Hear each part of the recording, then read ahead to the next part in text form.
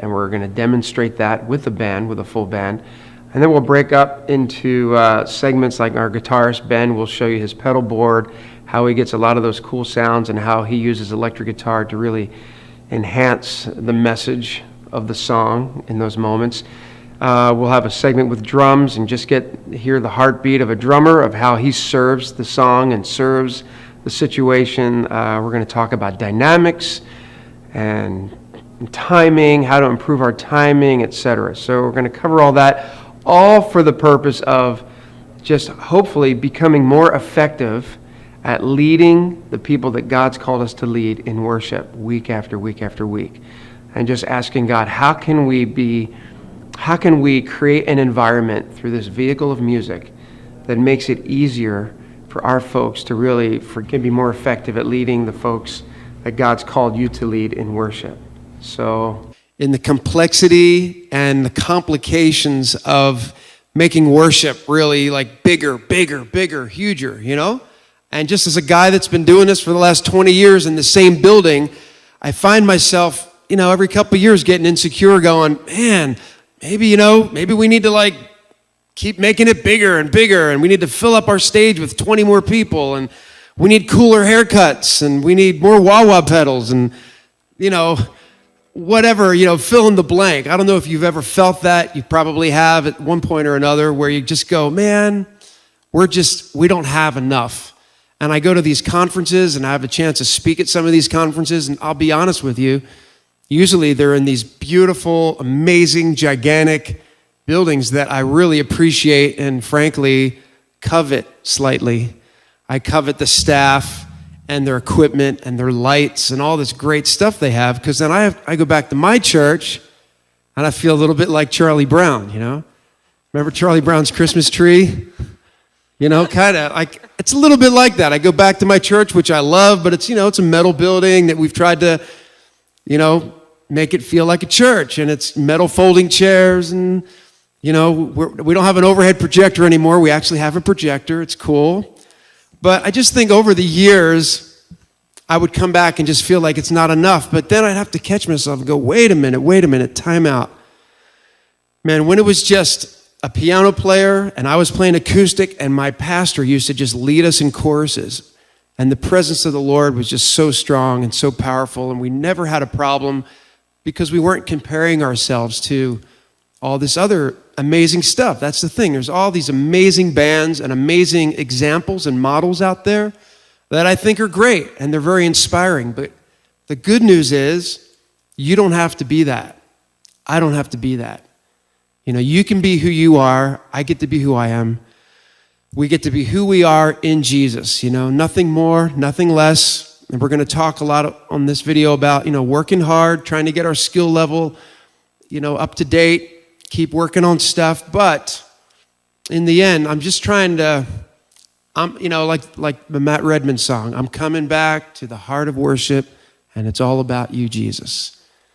And, man, just a couple weeks ago, actually, I was walking in New York City, of all places, on a Sunday morning, and I passed this high school. It was basically a school, but I could hear music.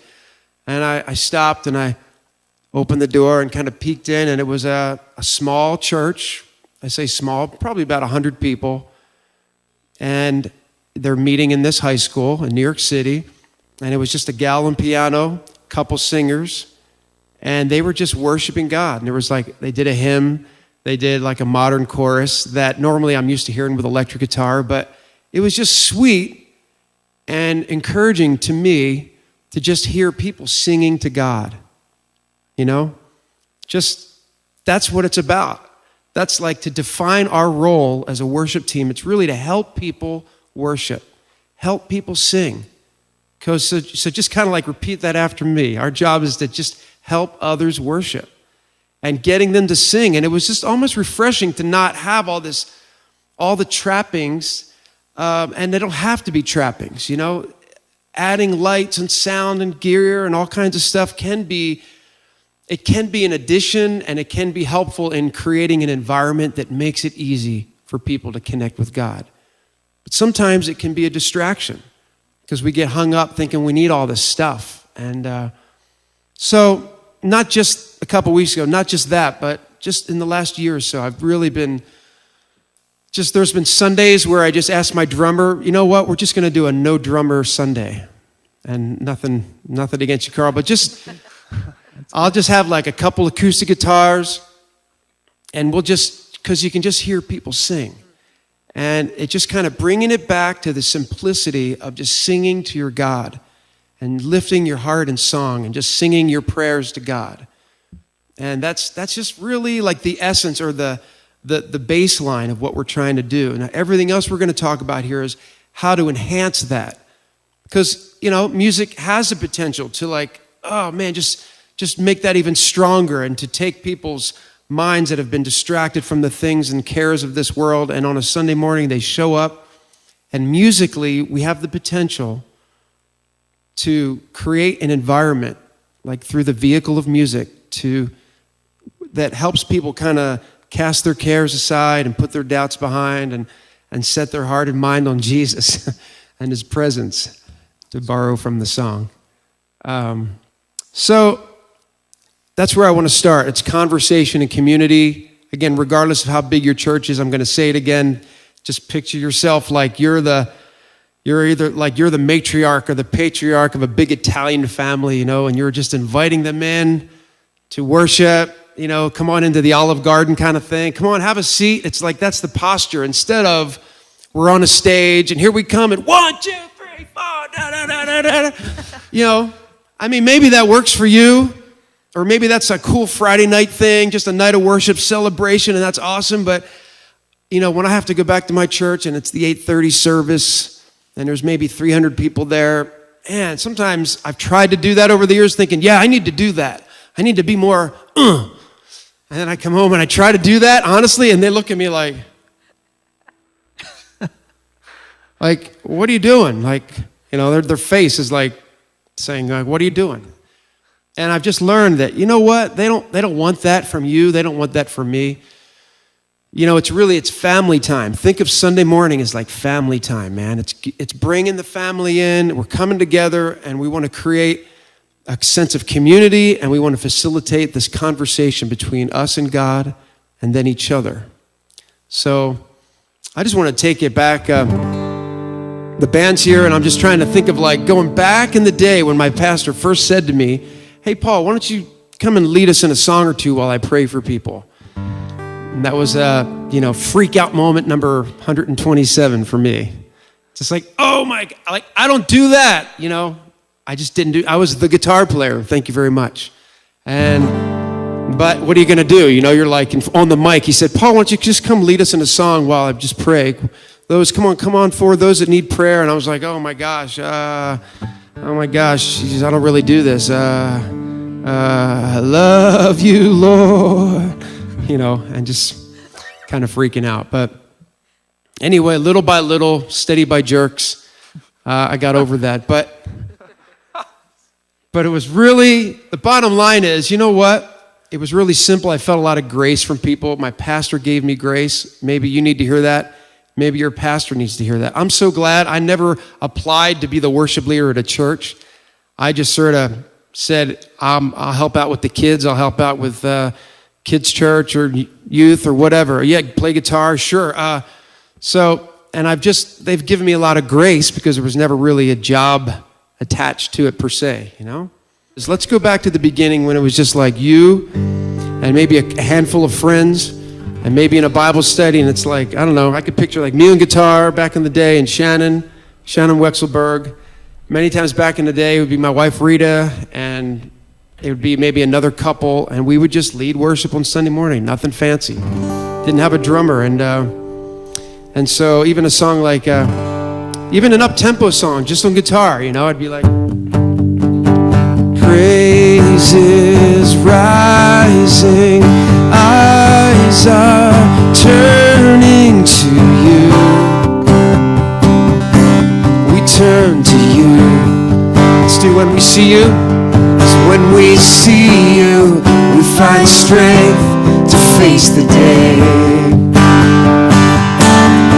In your presence, all our fears are washed away. Washed away. Hosanna, Hosanna. You are the God who saves us, worthy of all our praises. I could keep going. And then we'd go into the next song and the next song. But the point is, it's like if that's all your worship team is right now, I just want you to know you can go a long way with just a guitar or just a piano vocal, a couple singers. You can go a long way with that. And don't be in a hurry to fill up the stage. That's kind of like, I must want to like stop the video and like put that at the bottom of your screen. Don't be in a hurry, man. Just take your time, especially if you're in a smaller church. I never put up a sign that said, hey, anybody that wants to be on the worship team, come on out for rehearsal. Because I hate telling people no. Like, I'm really, I just don't like that confrontation so much of saying, well, you're not really good enough. So my approach of adding people to the band has been more stealth or passive aggressive.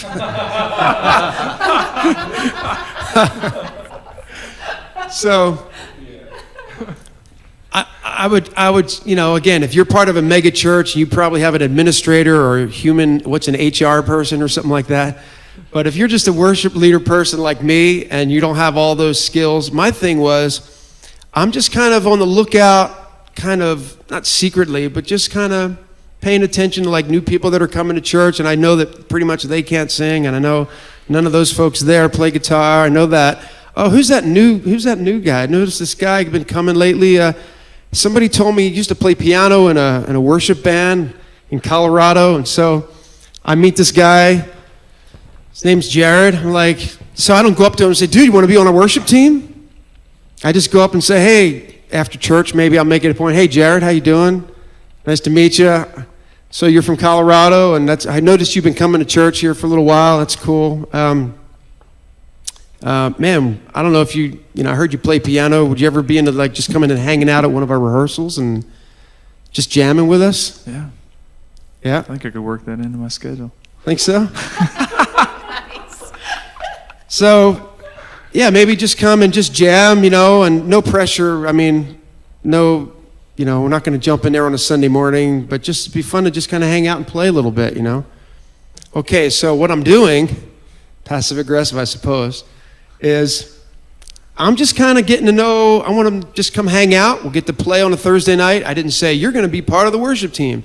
I just said, you want to come hang out and we'll jam, and I'll get to know him. Maybe we'll grab coffee, and let's say we've done that a few times. We've rehearsed, or practiced a couple times. I'll be like, Jared, are you cool about, you want to play next Sunday? Like, would you be cool to actually just be part of the worship team, man? It'd be great to have you actually play. You cool with that? So let me hear a G chord there. Let me hear what you got. And so as soon as I add a keyboard player, I have to think about, all right, I may not, we still don't have a rhythm player. We don't have a drummer yet. So maybe as a guitar player, I'll still do pretty close to what I was doing, but we're going to add a keyboard, and let's just see kind of what happens here. 1, 2, 3, 4. Praises rising, eyes are turning to you. We turn to you, 'cause when we see you, we find strength to face the day. I'm just doing a short version of it. In your presence, all our fears are washed away. Washed away. Hosanna, Hosanna. You are the God who saves us, worthy of all our praises. Okay, so there's a thing that's going on here. You may not have noticed, but at least it's very subtle. But I find myself as a guitar player wanting to back off. Instead of trying to carry everything, I'm thinking, well, I'll try to carry the rhythm, but I was muting the guitar a little bit instead of like, because I'm thinking he's already adding some chords. So I'm just kind of held off on the chords until the chorus. Hosanna, So there's a principle here that as we start adding players in the mix, we're going to all kind of pull back on our activity. And so it's like the whole idea of learning to listen and all that. So, man, don't want to put you on the spot, but Jared, you've been like on the other end where you've been like the keyboard guy, and then you add a guitar player or whatever. I mean, what's that dynamic like as soon as you add another player? You know, Right. does that change something that you're doing or thinking? Or Same principle of like I'll be kind of digging in on the rhythm more, but then when I add a guitar player, I can kind of just play together, you know, let him carry a little bit. Maybe I'll fill in some of the accents or play more melodically, and he'll play more rhythmically. Uh-huh. And yeah, like you said, kind of sharing the responsibilities. So if you were playing that song, what if we reversed it like Hosanna? How would you do that? Like if you were carrying the rhythm, the chords, and everything, how would you? Kind of simulate, Boom, you know, playing like a strum pattern almost.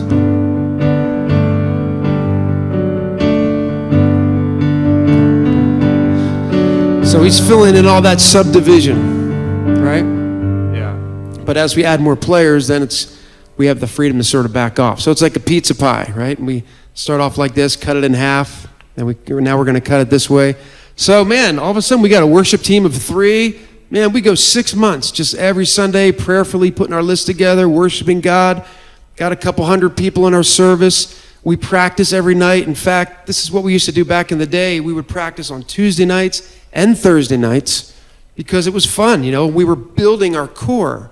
We were building like building a culture of worship in our church, if you will.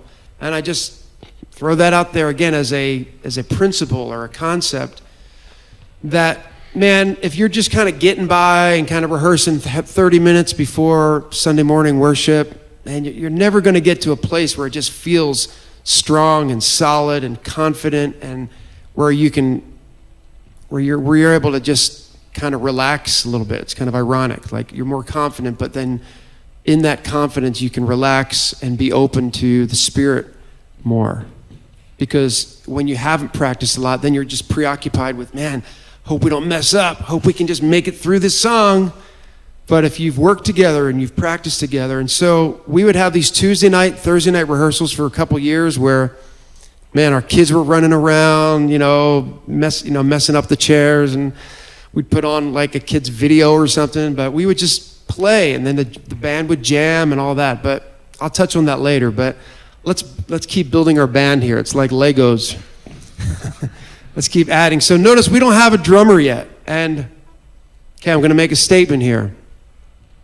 I would rather have no drummer than a drummer that has bad timing. Let me just put it that way.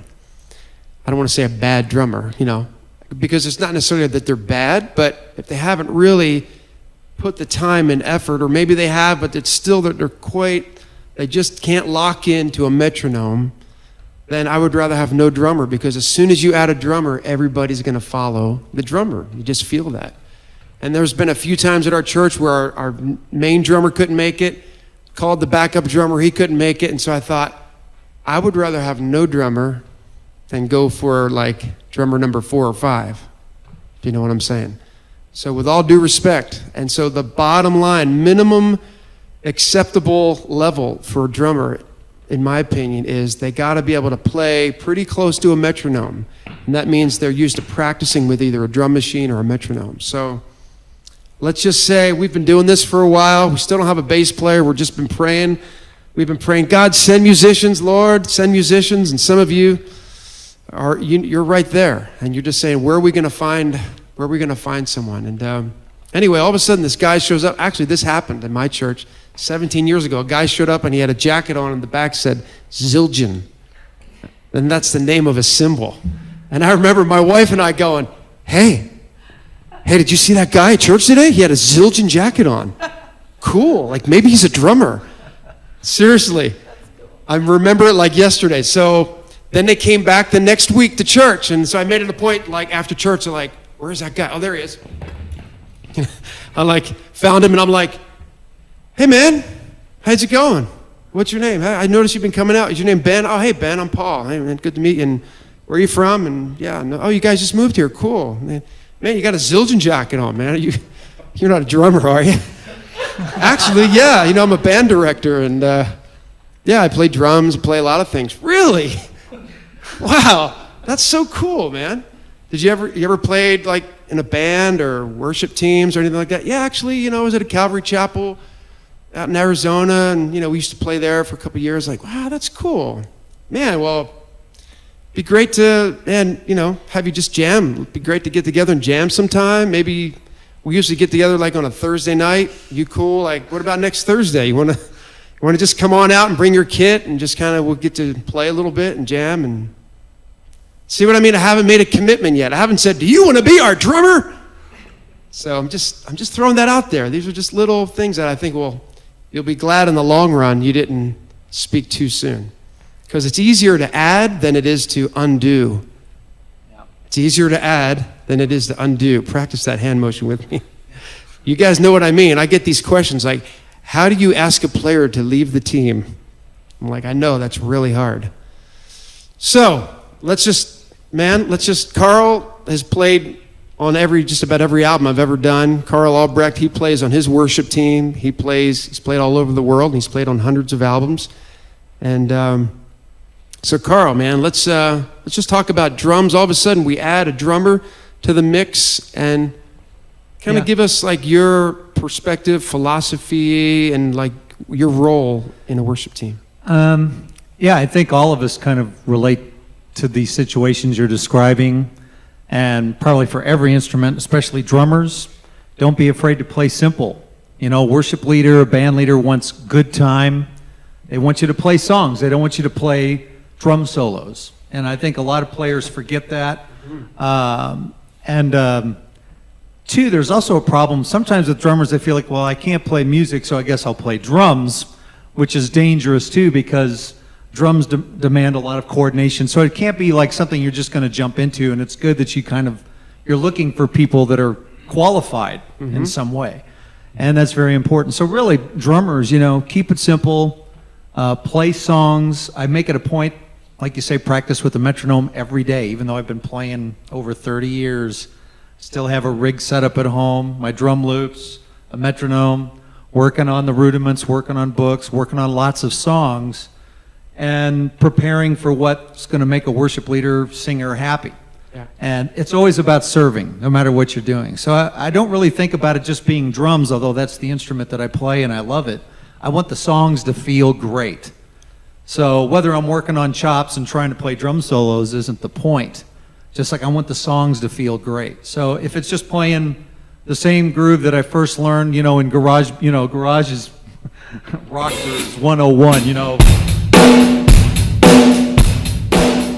I mean, a million songs have been done to that, but trying to discover the feel of that for whatever song. And yeah, it's great to play all the stuff, but learn songs. If drummers come to me and say, what do I need to do to play in a worship band? I'm like, learn songs. Don't try to be a drum soloist. Try to stay hidden. Yeah. So if you have in your image like Modern Drummer Magazine and doing the drum solo competitions, I love all that, and it's being faithful to your talent. But the job is just keeping a really good time and finding the feel of songs, which for me, even after 30 years, is always the challenge of the art of being a musician for any instrument, finding the magic of every song. So what we think of sometimes as technically simple can be artistically really challenging. Yeah. So that's really, if drummers are asking me what to learn, I'm like, get a metronome, practice every day with the metronome, and learn the songs, like the most popular worship songs, just like you hear them on the record. Yeah. Don't try to reinvent the wheel. Don't try to add your thing, because I get emails, drummers say, well, that's cool, but I really want to kind of express myself and worship God and show what I can do, which is really all wrong, And being worship leaders and being co-leaders, I always tell guys, it's like you want people to experience God, not experience you. Let's just, in our ongoing example here, let's say we got you and then you had a friend, you were like, oh, by the way, a buddy of mine plays bass. Bass player. Why don't we just play that little bit of Hosanna there and just see the difference of how the song is building. Do that simple groove there. So it's like 1, 2, 3, 4.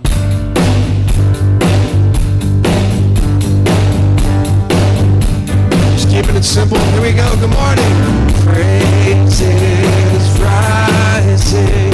Eyes are turning to you. We turn to you.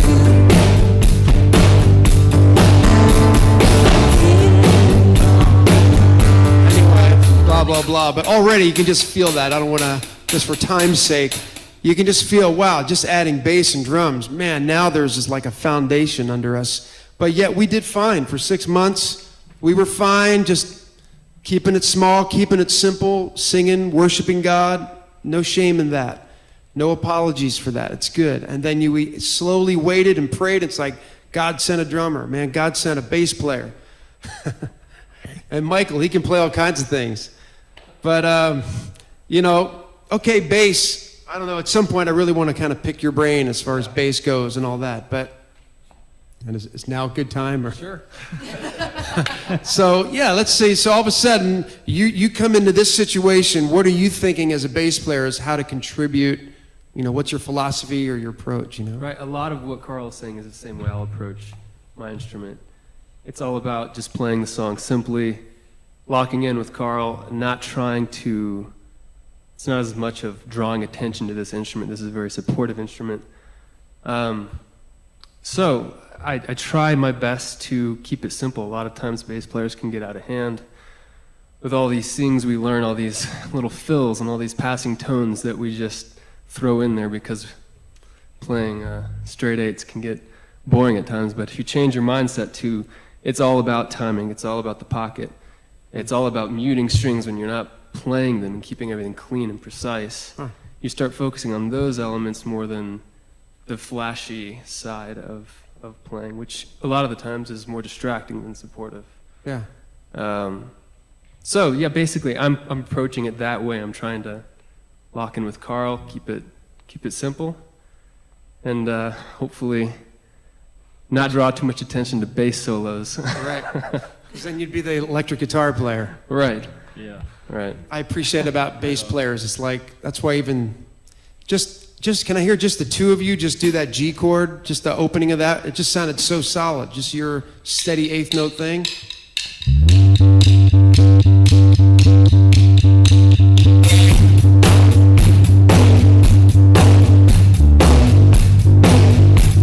Feel how solid that is?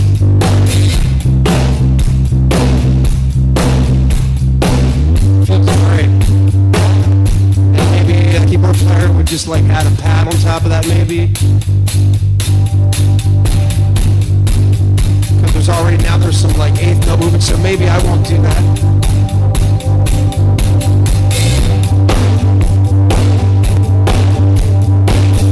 It just feels good. Sorry, Ben is so anxious. He's like, put me in, coach. I'm ready to play. He's like a relief pitcher. It's like bottom of the eighth. He's like, I've been warming up. I'm in the bullpen. Put me in. So you go. I'm a patient man. no, it's good. No, so again, so go slow, right? Go slow as you're adding your team. It'll pay off. Take your time. Maybe in the meantime, we've added a few more singers too, and that's cool because instead of just having two parts, now we can add a third part once in a while.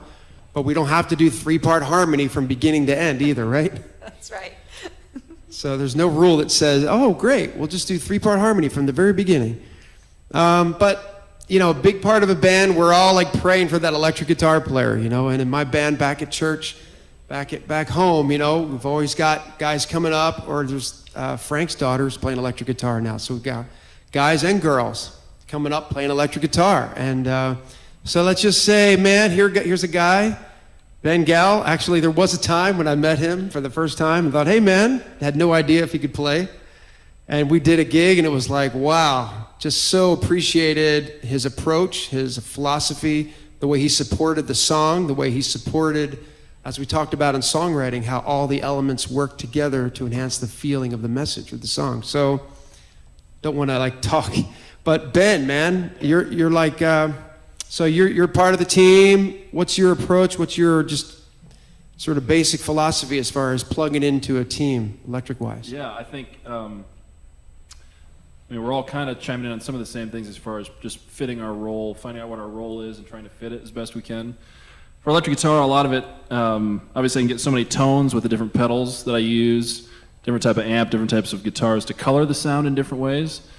But I'm usually thinking in terms of textures and different things like that, or little counter melodic parts that can give some movement around the foundational stuff, which is bass notes and chordal stuff. I'm thinking of stuff that I can add that's kind of counter melodies or some solo stuff at times to give some interest that way. And then also electric guitar, obviously with overdrive pedals, can add a lot of power for power chords like on a chorus or a big bridge part to really take the energy up an extra notch. So yeah, I guess in terms of parts, I'm thinking of those things often, trying to listen. I know we're all trying to do that, listen to what each other's doing and not step on each other. So trying to communicate, like keyboards and electric guitar are oftentimes kind of doing similar stuff with different textures, and he's got a wide range to work with, so we're trying to really work to complement each other. Right. I know.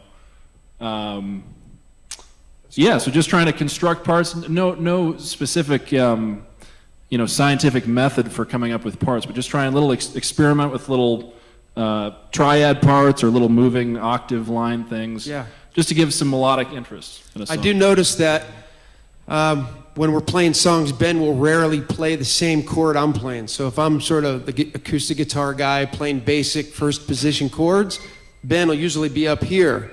Or if you have another acoustic guitarist, capo, go ahead and capo up here and play up higher. But maybe just kind of, as we're just kind of wrapping this little segment up, just kind of how we've sort of stacked this. Want to just play that same groove, kind of the verse into a chorus, and just see what the electric guitar adds to that. So here we go. 1, 2, 1, 2, 3.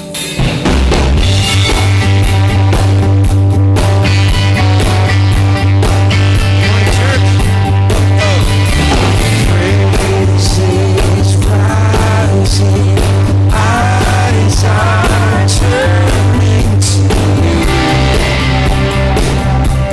We turn to you when we see you. Ready?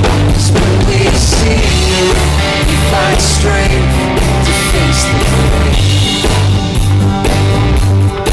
In your presence, all our fears are washed away. Washed away.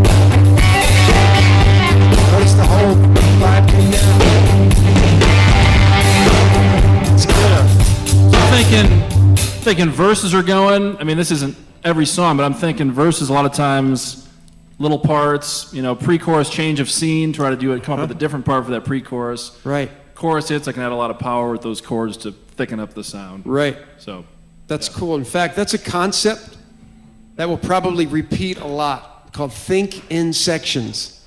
Think in sections. So it's almost like if you're a musician or you're someone on the team, think like you're a lighting director. And so the intro kind of has a certain scene. Here comes that first verse, different scene, different texture, whatever. Here comes that pre-chorus, different scene. So think in sections. And if everybody's doing that, I know that Mike's going to talk later on bass-wise. A lot of times he'll be up high here, doing like a quarter note, and then eventually kind of save those eighth notes for the chorus. But anyway, I just think this was just basically like building the team. And just in closing, I mean, just Shannon, just in your experience, vocally, what do you see as like, you've been part of, great worship teams and some beginning worship teams. When it comes to vocals, what are just a couple just bottom line essentials to keep in mind? Yeah, I think the same rule would apply that you applied to the drums, and that it's better to just lead yourself with the guitar than to have someone who's maybe really struggling with pitch or, until if they can work on it or whatever. But if I'm singing just an individual with a worship leader, I almost feel like I need to be one voice with them. So I'm supporting, I'm never just thinking, what does my voice sound like in this moment? But I'm constantly thinking, I've got that ear tuned to you, and what is the song telling me to sing? And what is the exact phrasing that he's doing, and how can I just support that sound? Like the band, you're just another instrument, basically. So, yeah. And like you said, when you do start to add singers, don't feel the need to have everybody sing from the top of the song or everybody sing 3 parts, but start with unison. Maybe on the pre-chorus, you're going to go to a little 2-part thing, and then keep the 2-part on the first chorus, then everybody come, whatever, whatever the song tells you to do, but just to be real sensitive and, support the leader and the spirit of the song. And The spirit of the song. I love that. So the one voice thing, my wife has said that too. Rita, well, many times say she's got one eye on the Lord. It sounds funny because she's my wife, but she's like, and then I watch her lips. That sounds it's true. Of course my wife would say that. Yeah. But all kidding aside, like she'll tell the other singers, like, be worshiping God, but when there's this transition coming, like occasionally, like just glance over and look at the mouth of the worship leader and make sure you're trying to like lock in. Don't just interpret the song your way. Right. But like, especially if it's a very common song, even more of a reason to really take the time and work out, what's the phrasing on this? How are you going to sing this, Yep. Is Phrasing. it praise is rising, eyes are turning, you know what I I'm mean? glad it's not that. I'm just saying that for some Yeah, reason yeah. I was on a team, or you were, Yeah. and a guy said, hey, this is the melody, we would adjust, We would support you, that. Yeah. Right? And same with like vibrato too, You can get some singers that have a little wider vibrato. Well, if the worship leader, you want to do as much straight tone as you can to blend and not be sticking out of the straight the tone, mix. so not this. Exactly. Yeah. But that's really good advice. And I will say, God bless her for following me, because that's the great thing about being a worship leader. You only have to be good enough to get the song started. And that's why I love being a worship leader, because I don't have to be like, everybody sit down and listen to me sing now. But it's more like, hey, let's all stand up together. Praises.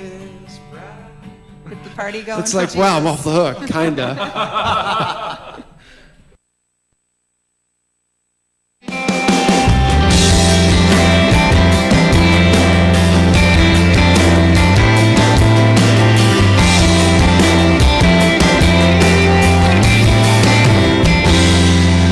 A spotless lamb for a sinner's soul.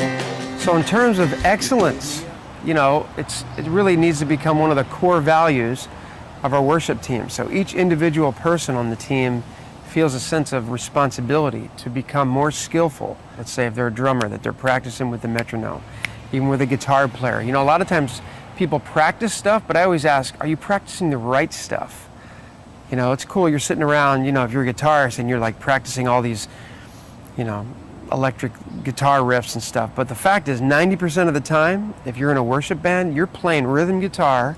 Even if you're an electric guitar player, you're playing rhythm to good time, hopefully. So you want a good sense of time. So one of my things is that I just constantly preach is like, play the songs you already know, but play them to a metronome or to a drum machine, some sense of time. So anyway, we're going to address a lot of that, like personal things, like individual things that musicians can do. But corporately, I think it's important that each worship team kind of gets a vision for excellence, gets a vision for saying, man, we want to be good, not in a prideful way, but bringing our best. That all the musicians, it says, were trained and skilled in music for the Lord. I just love that. All the musicians were trained and skilled in music for the Lord. So it's like they spend all this time cultivating their gifts, and then they offer it up to the Lord. And so one of the things that I feel like we did early on, and we try to continue to do, is to cultivate a culture in our worship team and kind of create, kind of cultivate a culture of excellence and get guys and gals playing in the same team for a while. So, for example, when we were all in our mid-20s and I was just starting to lead worship in my church, man, we'd show up maybe 2 nights a week we tried to rehearse. And you may go, wow, that's a lot. Well, you know, we wanted to be good. You know, if you want to be a good tennis team, you want to be a good anything, you got to play. You can't just think about it. You have to actually show up and practice, right? And so we tried to create a culture and cultivate our core members, if you will, right? And so we'd get together Tuesday nights and Thursday nights, and we'd practice some of our songs after a time of prayer, maybe scripture reading. Sometimes we would go through books, you know, to kind of deal with some of the spiritual aspects of worship. But then eventually we'd kind of go through the songs for that particular week. We created a culture, and it was the drummer and the bass player, and they learned how to play together and how to get tight and how to just really lock in. And our singers would go off into another room for a period of time, and they would sing together and work out the harmonies. And so we really became a tight-knit family, you know? And I just want to encourage you to do that. I'm not a big fan of like every week the team constantly changing. I think it's healthy for a season of time for the same bass player, same drummer, same guitarist to get used to playing together. And I was going to say, at one point, you know, at some point in the night, the singers would go home, and then us band guys would still hang out. And maybe we would just play like 12-bar blues for like a half an hour, and we'd all take turns jamming. Or maybe we'd go off on some simple worship song, and we would just, you know, kind of get lost and just kind of, you know, just sing out melodies. But either way, it was like just the process of jamming and all that just was like super helpful thing. So just wanted to just plant that seed to sort of begin cultivating a culture, cultivate the core, so the strong members of your team, and then just create this culture of like family, relationships, friendships, and let that just grow.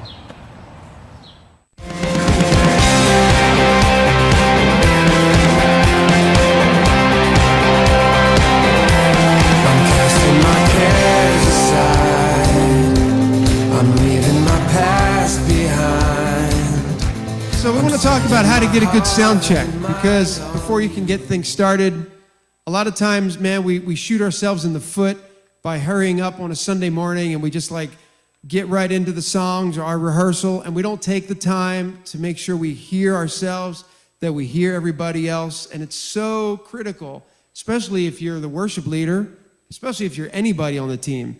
But as a worship leader, I know that sometimes if I can't hear my voice, if I can't hear certain things like the hi-hat, like the bass, you know, then I won't be able to find pitch. I won't be able to find the timing.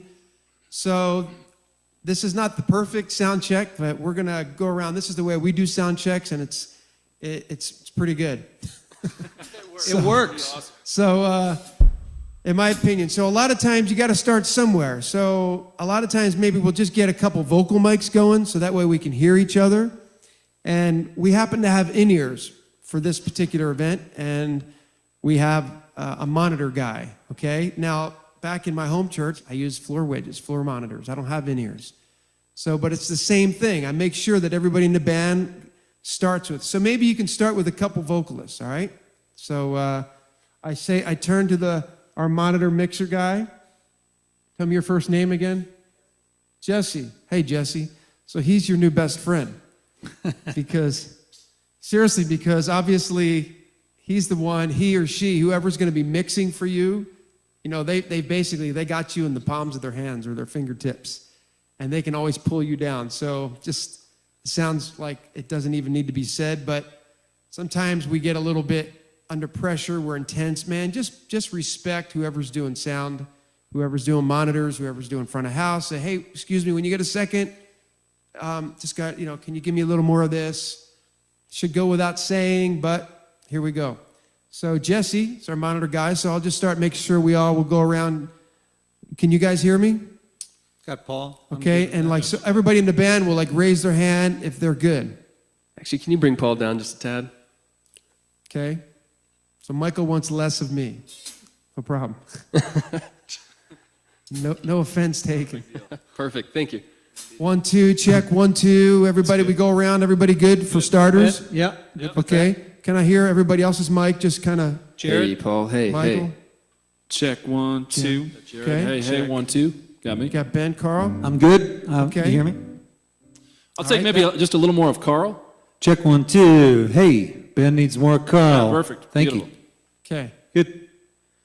So once we have a vocal thing, then a lot of times we like to go back to the drums. We start with like kick, snare, hi-hat. Carl, at any time, any of you guys, feel free to jump in, like sound check wise. Yeah. Yeah, and as remember too, is they're dialing in like different things. They're adjusting gain structures too. So even though you're getting a little bit in your ears, your monitor, don't feel bad about asking for something different once you're in the middle of a song or once you're going through a check. In fact, we've already kind of checked the drums a little, but I could use just a touch more of my kick. I'd use maybe a little bit more of that too. Okay. That's good. And Good, actually, good. can we EQ a little bit on that? I'd take a little bit of that mid-range. I don't know if it's Yep. 500, 600. Sometimes in a kick drum, that's a real dirty frequency. Drummers, sound people, just remember, yeah, that feels a little better. And maybe just a touch more on the top end. Sorry, I'm being picky on EQ, but there you go. Pushing the lows too. I'm getting enough flow in, but Maybe it's my. this is, and you got to be aware too, if everybody's on ears or your monitors, what you're asking for in an EQ can affect what everybody else has to hear. So you got to kind of work together, like this kind of situation. You can give and take on that. Right. And again, you're going to adjust as you play songs together too. Yeah. So everybody good now with kick? Yeah, so right now, we're just trying to get a big picture right now, and then we'll dial in a second. But right now, everybody got enough kick drum? Okay, now hi-hat. I'll have just a little bit more, please. So see our hands are up in the air, indicating I'll take more. This means I'm okay. Like that's okay, that means a little more, that means a little less. Down a little It's pretty intense. Good? Cool. You guys good? Good. All right, here comes the snare. A lot of times, the hi-hat mic is going to pick up the snare, so sometimes that's enough for me, just FYI. But I do want to say, the thing about the hi-hat, let's go back. Can you play that, Carl? It's important to have enough hi-hat, and you may not have known this, or maybe you do know it. Make sure you hear that subdivision. That's going to be really important once the band is, let's just all just play like a G chord thing over that groove.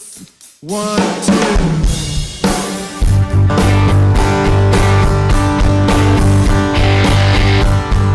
Keep us in time. We're listening for that hi-hat.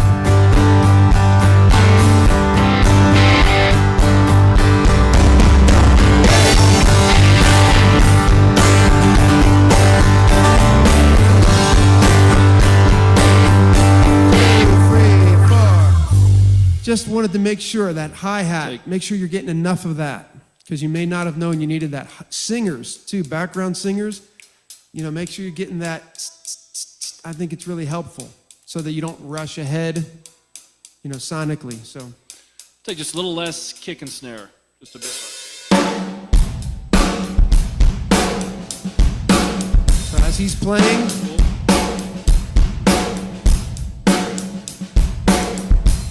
I'd like to point something out too, that while we're sound checking, like these guys aren't talking about the football game last night, and these guys aren't like saying, hey, did you see that movie last week? It's like once you start dialing into the sound check, focus. I find that sometimes, especially background singers, not to pick on you, but can really be like, oh, and blah, blah, blah, blah, blah, and blah, blah, blah. And it's like, I just think it's important at this point when you're doing your sound check, you usually don't have a lot of time. So it's like, okay, let's dial in, let's focus. So I just wanted to point that out. So after we've kind of done drums, you got tom-toms, overheads, and... Yeah, I mean, you could decide if you want... Yeah. A lot of times the other band members, if you give them some overhead mics, they'll hear toms and cymbals. It's up to every individual, but Yeah. I think we've got all that Good. already. You We're guys good? The next thing bass. Like I'm thinking, I want to hear that groove with a bass. You mind just playing that?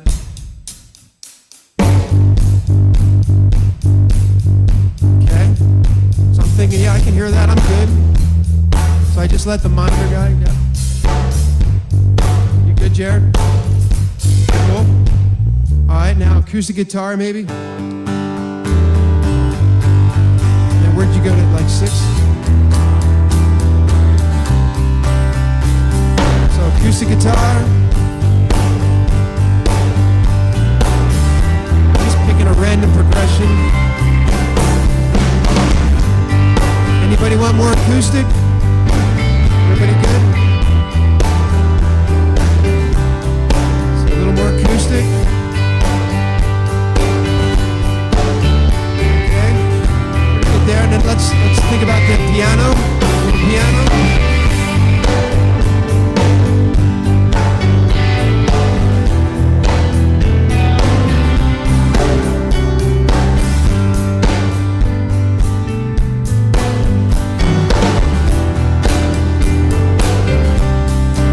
Yeah. Acoustic down just a touch for me. Acoustic down a little bit. I could take a little less piano, actually.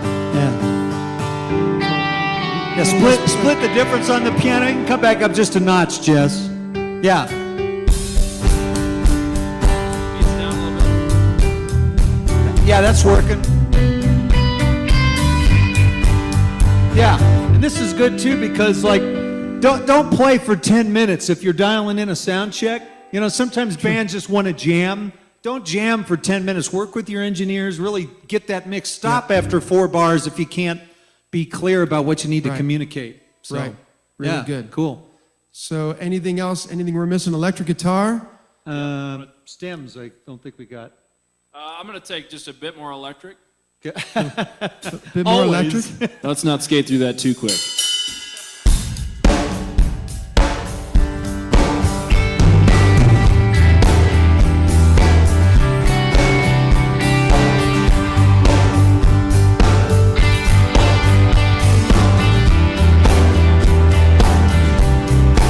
Sounds amazing. Sounds really good. I can hear that. Yep. You need anything else? Do we just check the stems here? Sure. So stems or loops, okay? Some people call them loops, some people call them stems. And it's basically using your laptop, or most of the time it's on a laptop, and there's sort of pre-recorded drums or, you know, kind of rhythmic things. And these guys are laughing at me. I don't know what the kids call them these days, but back in my day, we called them loops. And I don't mean Fruit Loops. So, you know, it just kind of fills in a little bit. And I don't always use them at my church, but, you know, in certain events, certain situations, I use them. And Let's maybe say quickly with that, some of the loops are just a percussive loop that we play to, and some of them we're actually listening to a click track as well as the tracks we stay lined up. So we're hearing just getting both of those things in our ears. Now. so loops, we're just going to get, it's almost like a click track. Click track.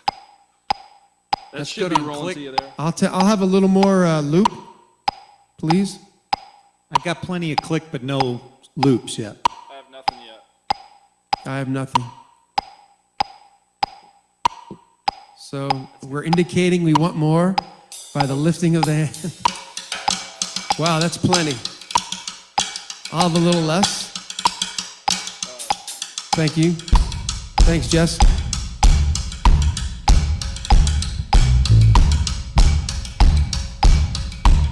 All right, I want to just hit a little bit of that. We get just the click as well. We got that. You got Hosanna, possibly? I'll just solo up the. 2, 3, 4. Should hear the click there. Okay. I'll take a little more of the click, Jess. That's good. Thank you.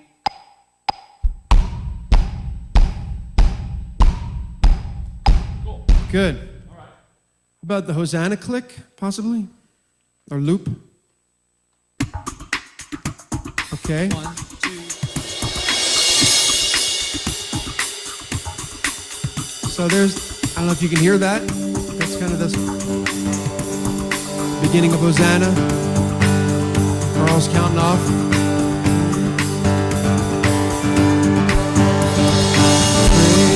Praises rising, eyes are turning to you. We turn to you.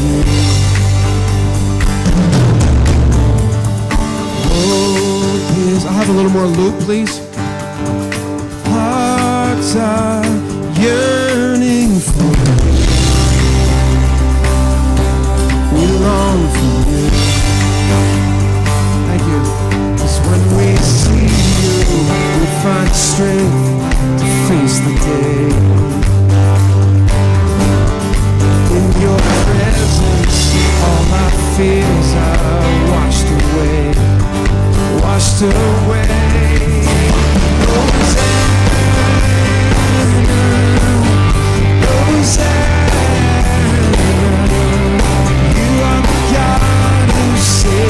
Us, worthy of all. As we're playing this, we're like all kind of listening, deciding what we need to hear in our ears. Hosanna, come have your way among us. We welcome you here, Lord Jesus. 1, 2, 3, 4.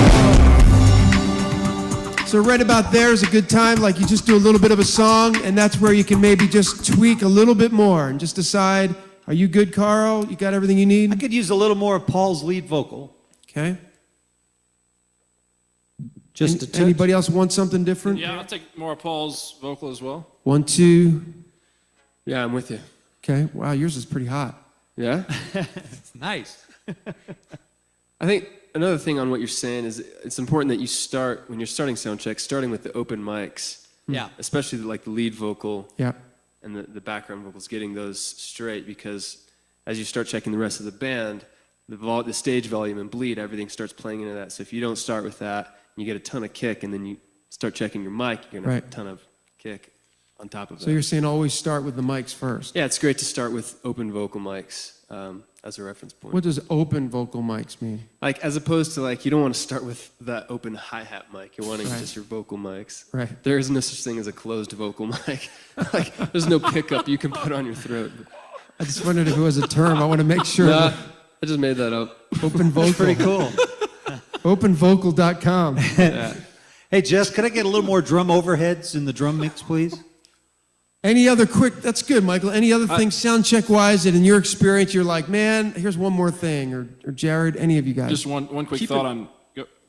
Keeping your mics, like, if your drum, I mean, if my mic is pointed straight at the drums, In I'm trouble. going to be getting a lot of drums. It's good to just try and angle your mics away from, vocal mics especially, angling them away from the drums. The cymbals particularly will overtake a vocal mic very quickly. That's really good. That's really good. Everybody get that. Make sure your mic, if you can help it. Now, normally, of course, we're all facing together. This would be like a rehearsal. Like normally I'd obviously turn around. But we're kind of doing this because it's a good way to have a rehearsal. Many times I'll do that during rehearsals. Turn my mic this way, and that way I'm facing the band. So just make sure the mic isn't like right in front of the splash cymbal or something like that. So that's a great point. Yeah. Jared, any other thoughts or? A lot of guys play, will request wedges or have play one ear in, one ear out Yeah. to kind of feel the room. Yeah. Which is not really great for your ears, but I understand like leading, you really want to have a sense of where the room is. Right. Sometimes, as a player, if you're backing up a leader or you're not leading, it's really good just to have both ears in, really focus and harness your sound and dive in on that and leave the kind of the crowd feel ambiance Yeah. for whoever's leading so they can kind of lead well. Yeah. So you can play well. You know, a good solution to the open ear thing, for those a lot of singers want to feel the room. You could get in ears that have a more open back rather than something that's sealed so tight. Yeah. And that way you got great monitors and you're getting, like you said, you want to try to keep both in ears in if you're doing this so you don't get hearing damage. Yep.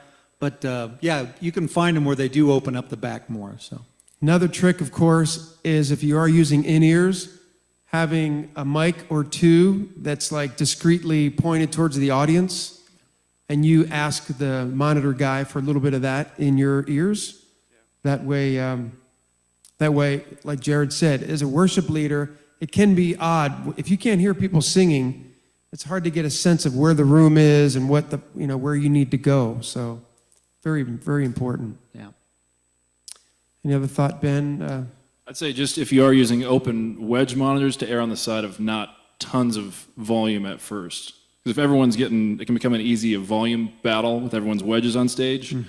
One person's wedge is really loud, half the stage is hearing from that, they're wanting more of themselves in their wedge. So just erring on the side of just as much as you need as opposed to cranking That's good. open wedges.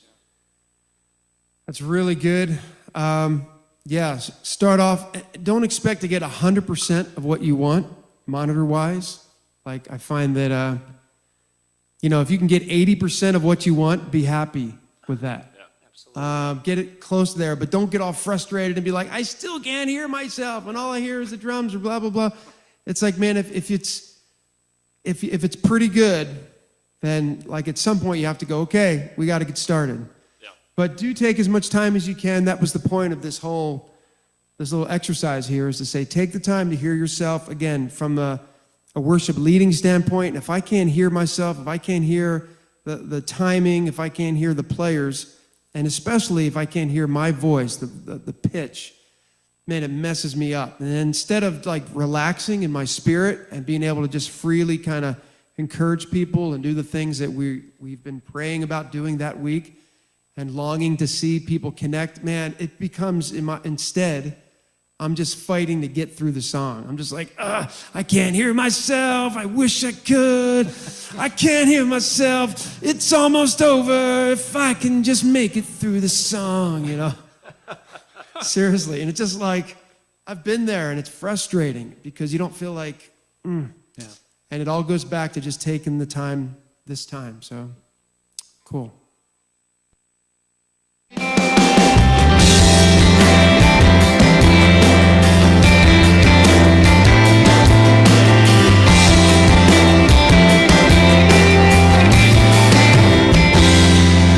A spotless lamb for a sinner's soul. All right, well, here we go. Next thing we're going to focus on is timing.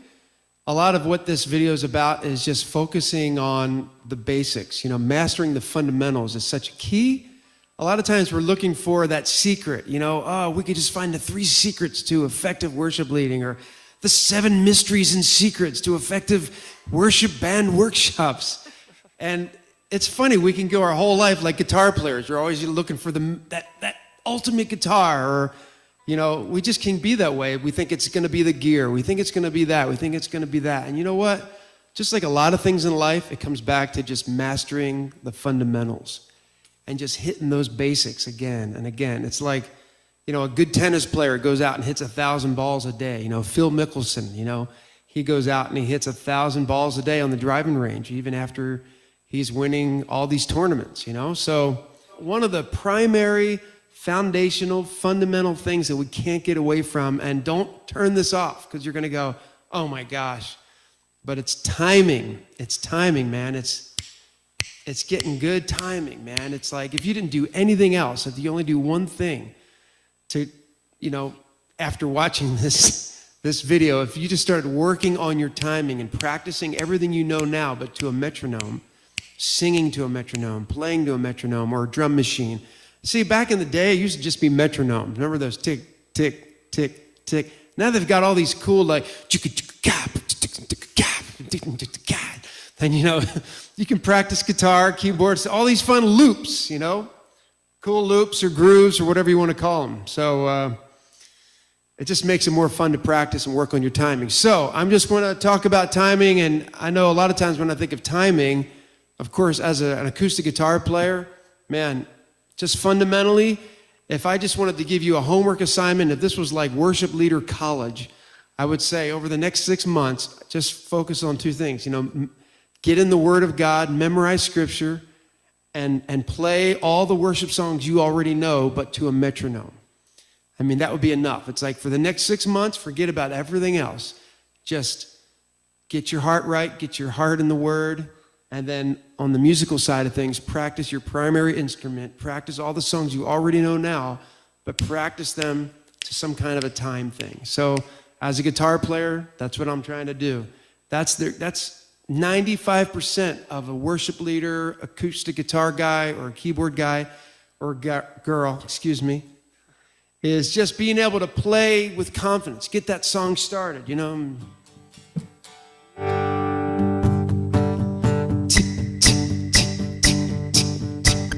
You know, so I'm not saying I have perfect timing, but after all these years, I'm still trying to line it up, just like we're trying to line our lives up with the Word of God, you know.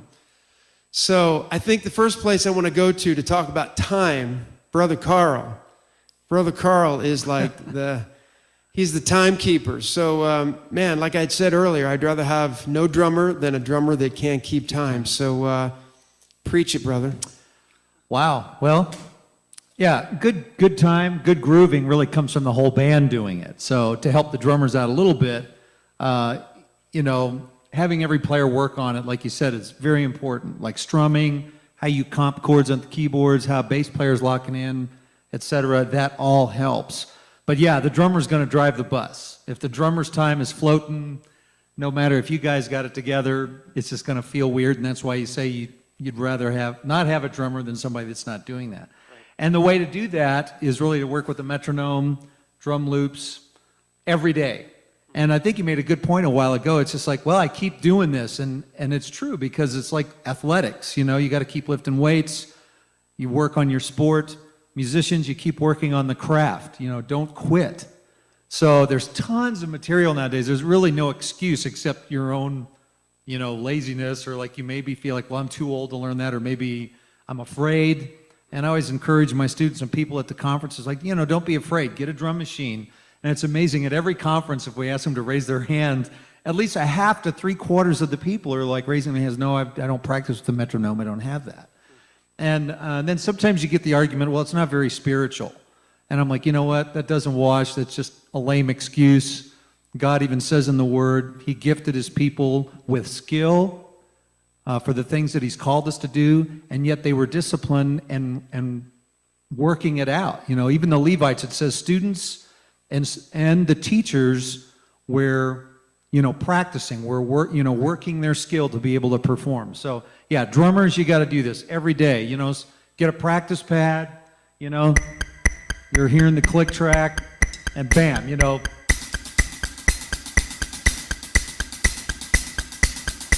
And start simple. The first time you just feel like that machine is really messed up, you know, because it keeps moving around. Totally. But it'll be you know.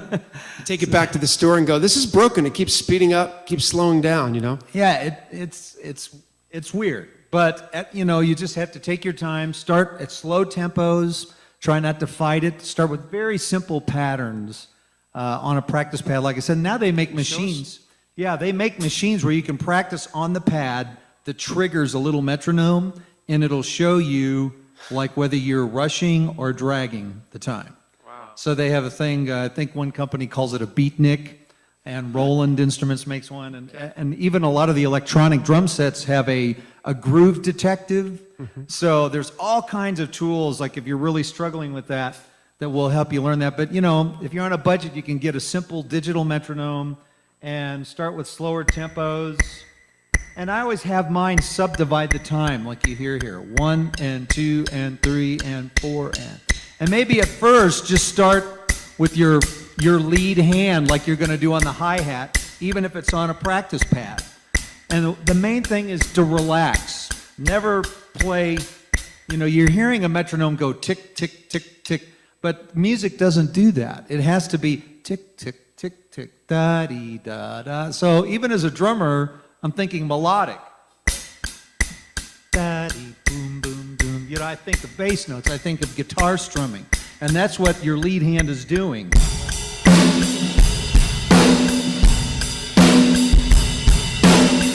Okay, so just start with one hand at a time. If you're just starting with the basic stuff, if this is new and you've played for years and you think, well, man, I'm playing in a band, but I can't do this, go home and start this week. Start with something. And it'll come to you, you know, and let it subdivide the time for you. And then when it starts to get comfortable, like you said, even a drummer should practice songs.